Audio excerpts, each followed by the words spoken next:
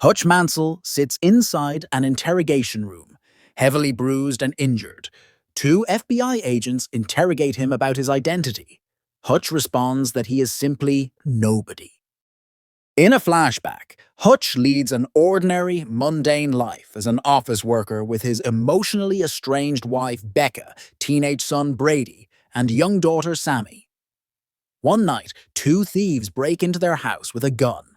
Brady and Hutch confront them, but Hutch does not attack them, despite being armed with a golf club, and the thieves depart with Hutch's watch and some loose cash. Everyone thinks Hutch a failure for not fighting, but he reveals to his brother Harry that he held back because he knew the burglar's gun was unloaded. His brother-in-law Charlie offers Hutch a gun for protection, which he initially refuses. Hutch offers to buy out his father-in-law Eddie's business, but Eddie considers it a bad offer. The following evening, Sammy realizes her cat bracelet is missing, so Hutch sets out to find it.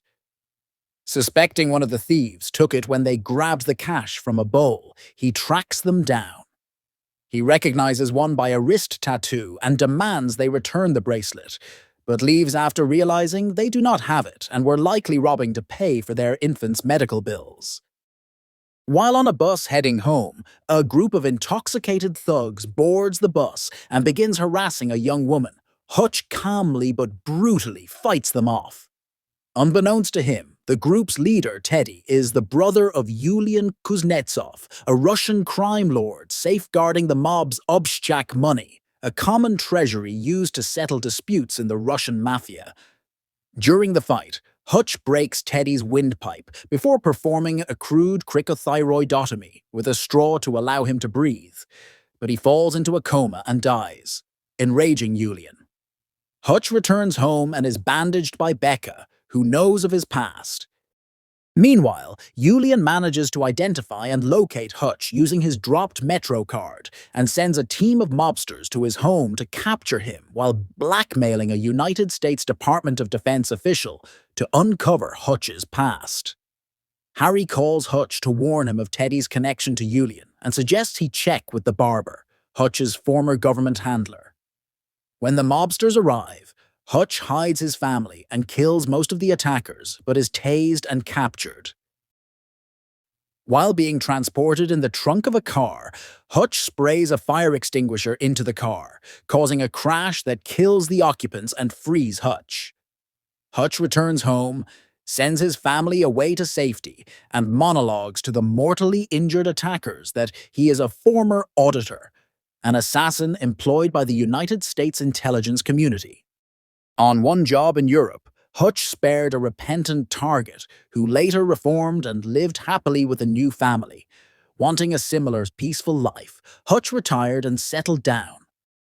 Realizing the injured attackers have died, Hutch retrieves a hidden cache of gold and money, burns the house down to hide all evidence, and steals his neighbor's Dodge Challenger. Two assassins attempt to kill Hutch's father David at his retirement home, but David, a retired FBI agent himself, discreetly kills them. Hutch uses his gold to buy his father-in-law's metal fabrication factory and booby-traps the building before attacking the Russian mafia's headquarters and burning Julian's 𝗔𝗟𝗦𝗢 money. Hutch visits Julian at his club with a claymore mine and offers one last chance to end the fighting, but Julian refuses. Hutch leaves the club and is pursued by Julian and his men to the factory, where he is met by Harry and David, who help Hutch kill several waves of mobsters. As they begin to recover from the waves of attackers, Julian manages to get the drop on them, wounding Harry. All out of ammo, Hutch tackles Julian armed with the claymore taped to a panel of bulletproof glass. The shield deflects the explosion, killing Julian and injuring Hutch. The police arrive and take Hutch into custody, returning the film to the opening interrogation. The agents suddenly receive simultaneous phone calls, and Hutch is released without charges. 3 months later, Hutch and his family have returned to normal life and are buying a new house, when Hutch receives a call hinting that more trouble may be on the way.